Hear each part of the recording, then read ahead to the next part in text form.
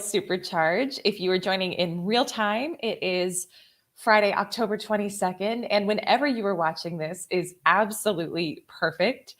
And I will give a little PSA. You'll probably hear kids' music in the background today. So it's just been one of those mornings where it's like, we got to have some cocoa melon on for the little man this morning. So if you hear that in the background, just bear with me, and all my mamas out there know how it goes. Okay, let me welcome everyone who's joining live. Laura, Elizabeth, Michelle, Cece, Sherry, good morning. Oh, love my, oh, thank you so much. Thank you. Laura, you will laugh at me. So I had a matching set with this necklace, ring, earrings. I recycled the earrings a few weeks ago. I was like, I cannot believe I did that. They were like my favorite earrings I wore every day. And I was like, well, you know what? We've created a vacuum for new earrings to come into. Thank you so much, though. Oh, Michelle, good morning. Christina on Facebook, Jen on YouTube. Good morning, everyone. It is so good to see you all today. Okay, we are getting into it today, and we are talking about how to be decisive. This is such an important factor in your ability to up-level your life, up-level your mindset, grow your sales. And I know yesterday we took a bit of a deviation from our Think and Grow Rich book study.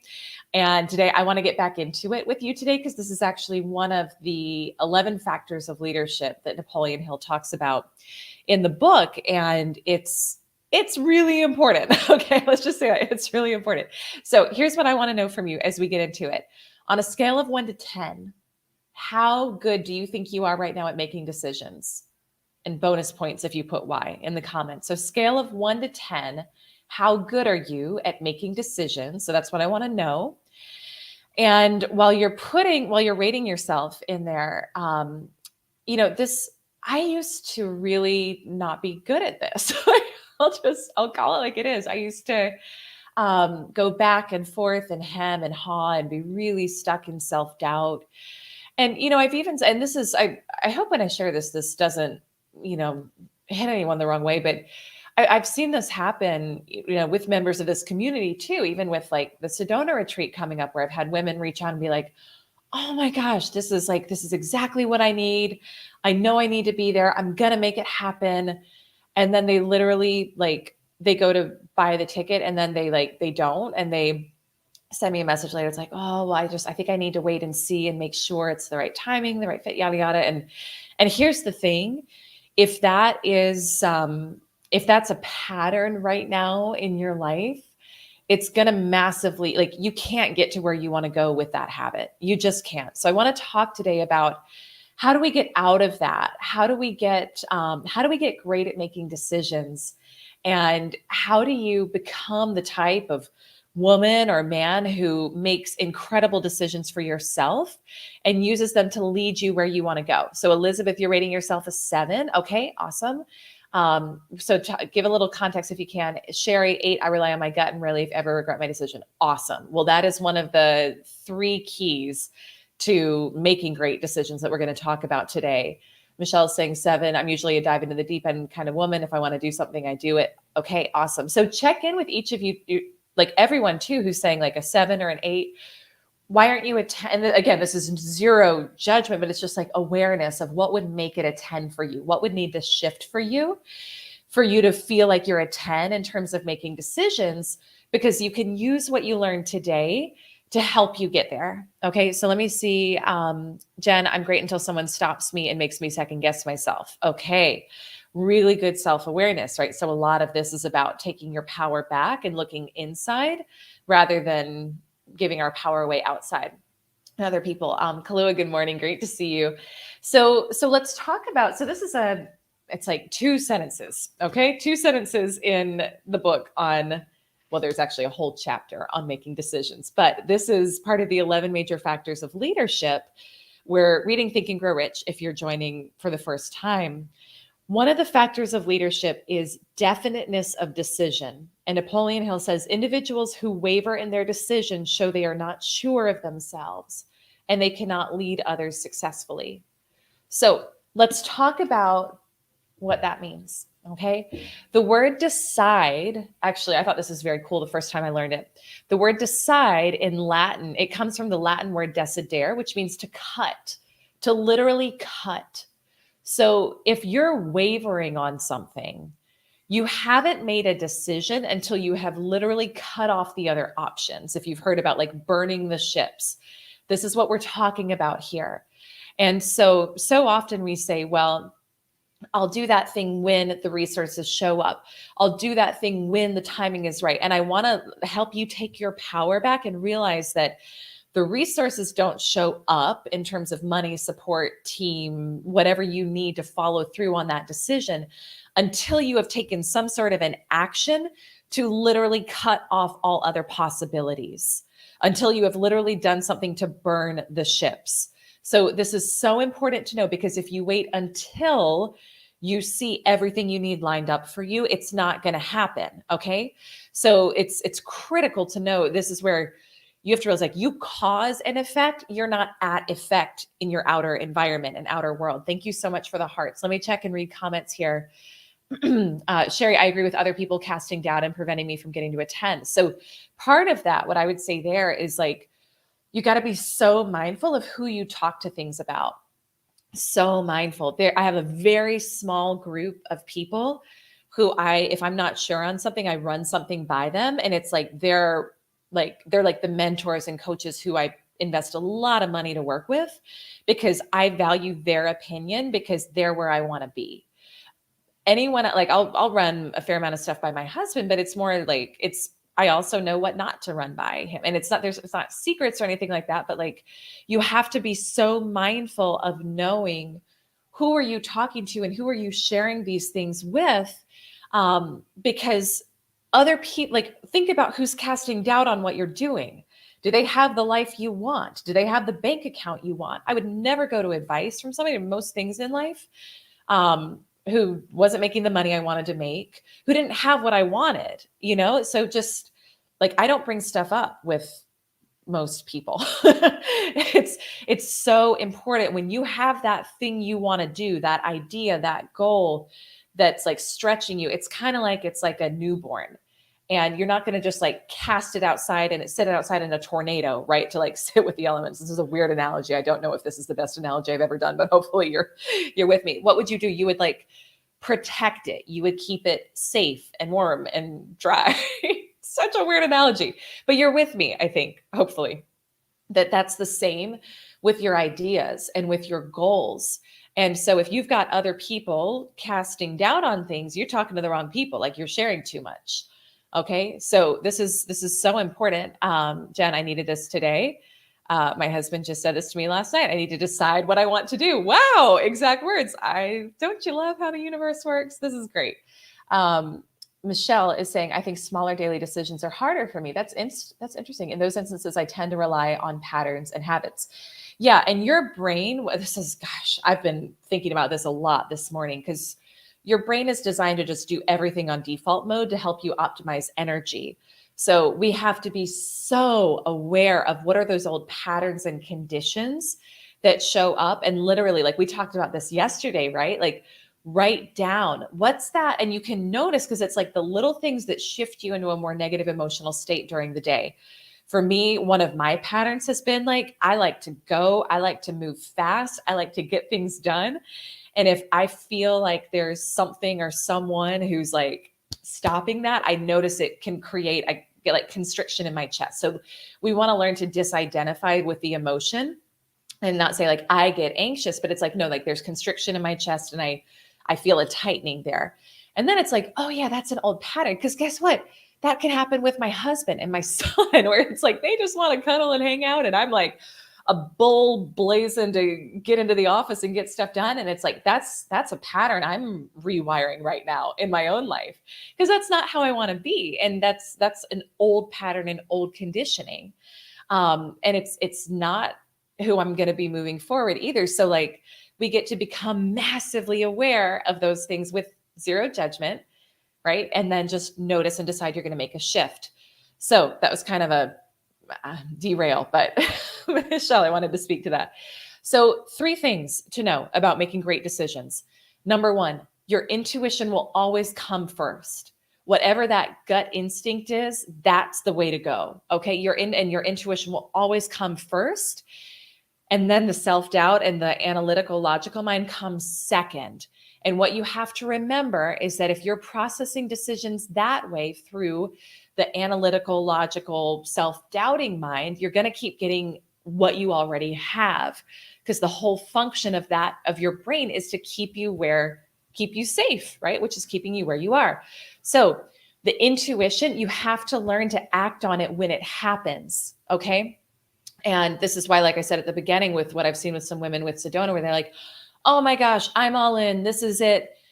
And then they don't act on it. And then like a week later, 2 weeks later, they're like, well, such and such came up and it's like, literally they have just talked themselves out of the very thing they needed to get to where they want to go. And I'm not saying like, this is not meant to be like a sales pitch for Sedona, but it's like, that's an example of a million ways in which we second guess ourselves and hold ourselves back. And in that moment, when they send me that message, it's like, I know, unfortunately, they're more committed to their old stories than to where they want to go.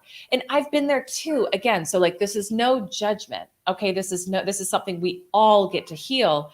But what I would invite you to do, like, your desires they'll never fit your budget. They'll never fit your bank account. It'll never fit your current circumstances. Okay. So you have to, this is the decision, is, are you going to play to win, or are you going to play not to lose? Okay. Because your intuition is going to help you play to win, but it's going to stretch you. Thank you for the hearts. It's going to stretch you massively in terms of what it's going to ask you to do. If you're playing not to lose, you're just going to keep repeating the same. And that's that logical, analytical brain, what it'll make you do. Number 2, you have to know how money works. Resources, money, support come after you've made the decision. Okay. So you will always, this is so important, you will always have what you need to take the first step. You will always have what you need to take the first step. But when you're making that big decision and you're going for something way bigger, you won't have all the resources up front. It's like when it's really stretching you and taking you to your next level, you won't have all the resources up front for it. You will have what you need to start. So for me, like when I made the decision to invest $50,000 in a coach, and that's half what I made the whole last year, I didn't have that. I scraped together a combination of credit card and savings for the down payment on it, for the deposit on it. And I trusted that as I took action, that the rest of the resources would come in afterwards. And they did. But it requires you taking action, knowing that it's like when you take that step forward, you will be met halfway. But until you do, you won't. Money, the whole purpose of money is to help with your expansion. Okay, I want you to really listen to this. This is important. The whole purpose of money is to help with your expansion. And money is not going to come in greater quantities until you have taken steps and invested in things that lead to your expansion. Now, expansion can be so many things, okay? Like expansion can be coaching. Expansion can be a new wardrobe. And again, like you got to make your own money rules here. So I'm not saying go like rack up a bunch of debt for something that's not like really aligned with who you are. So I want you to like be mindful of what I'm saying here. But for me, like expansion right now is like buying some new clothes that really fit who I feel like I am inside, and buying this Airstream for our family so that we can go be that family and travel around the country in it next year. And like, that's expansion. So it doesn't have to be like personal development, coaching, business only, although that is a big piece of it, right? But it comes for your expansion and your fuller expression. Okay, are you all with me here? So the money comes after you decide, but to decide, remember, means to cut off all other options. You get the non-refundable hotel room. You put the deposit down on something. You do something where you literally can't go back from it. That's when it comes. So you have to learn to trust what you want and where your heart is leading you, where your desires are leading you, and know that you will have what you need to get started and the rest will come in afterwards. It's how it works. And it's fun and it's exciting. And it's like, if we use money to make us feel safe, number one, you're making money God. Okay. And this has been part of my own journey, my own learnings and lessons. And this is how most people operate. And it's a shift we have to learn to make. If you are making money the thing that makes you feel safe and secure, you're making money God, and money will not come to make you feel safe and secure, because there's nothing expansive about you just focusing on feeling safe and secure. Are you with me there? So whatever your spiritual belief is, I don't care what you call God, universe, Jesus, Allah, Buddha, like I don't care. But when we make money the thing that we make us feel safe and secure, we get it all out of whack and messed up. So money is just a tool. Thank you for the hearts. Money is just a tool that's here to help you fulfill your purpose. And that's it. That's all it is. It's just a resource. It's just a tool. I think it's Bob Proctor who says, love people and use money. All right. Love people, use money. And a lot of times we do the opposite, right? That's not what this is about. Love people, use money as the tool it is, but it is not your God. It is not your source. It's just a tool to help you expand. And it comes when you've made that decision that you can't go back from, that this is my reality and I'm claiming it and I'm creating it. Okay. And then the third and final piece of being more decisive. I'm like, whew, like out of breath on this one. Okay. Commit to your vision. Commit to your vision and evaluate every decision through the lens of what someone who has already achieved your vision would do. So every morning, spend time practicing and getting emotionally tied to what's that next level vision of what you're creating. I had a call with one of my coaches yesterday, and I messaged her ahead of time, and I was like, it's a fun place to be, and I'm grateful for the place that I'm in right now, where it's like it's working with a lot of really amazing people who have helped me do this too. But most of what's been on my vision board for a while, it's like it's either happened or it's in progress, and I know how it's going to happen now.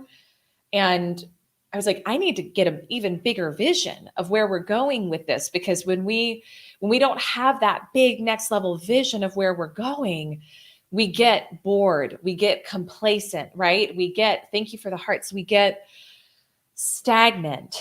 And so I know how important that is to have that next level vision. And so she and I were working on this, and it's like stuff came up that I'm so excited about, that I can't wait to share with all of you as I clarify some of the details of it. But it's like, yes, I know that that's where we're going. And so now I'm starting to visualize that in the mornings and see that and think through the lens of, for the woman who has this new thing that I'm creating, like, how does she make decisions? How does she relate to money? How does she relate to other people? How much team does she have? How much support does she have? And it's like, I'm going to be stretched to hire and bring on more team and grow our team and our brand to be able to do this. And that's like, it's stretchy, but it's exciting. And so you have to look at everything through the lens of, for the person who has what you want, how do they make decisions? And you do that. So I think if we had to boil this down, it would be, you've got to be in so much awareness, kind of like we were talking before about, what are your default programs? What have you done in the past? Do you second guess? Do you self-doubt yourself? Do you make decisions playing, defense rather than offense? Because those are the things that are holding you back from being a greater leader and holding you back from getting the things you want in your life. Okay. So those are that's my sermon for this morning. We're going to rename this the Morning Sales Supercharge sermon in the mornings. Do we have questions on any of this? Does anyone have a quick question or a comment before I go sing Coco Melon with my son? Are we good? Was this helpful? I hope it was. Yeah, I hope it was. Thank you for the heart. Send me a DM if you have questions on any of this. I'll remind everyone, we've got some openings for Sedona. So we're past early bird, but you can still register for Sedona. And if you want to get amazing at, if you're done playing small, like, here's what it is. If you're done wasting time, if you're done playing small, if you're done wishing you could have it, but saying, oh, it's for somebody else, this is for you. Okay. So EliseArcher.com/Sedona, get yourself registered. And I'm grateful for each of you. I love you. Thank you for the hearts. And I will see you on Monday morning, every weekday morning, 8:30 Eastern. We come together for this thing where Elise sometimes gets really worked up and excited about things, and hopefully you up level your life. So much love, my friend. Have a beautiful rest of your day, and I will see you on Monday. Mwah. Lots of love. Bye for now.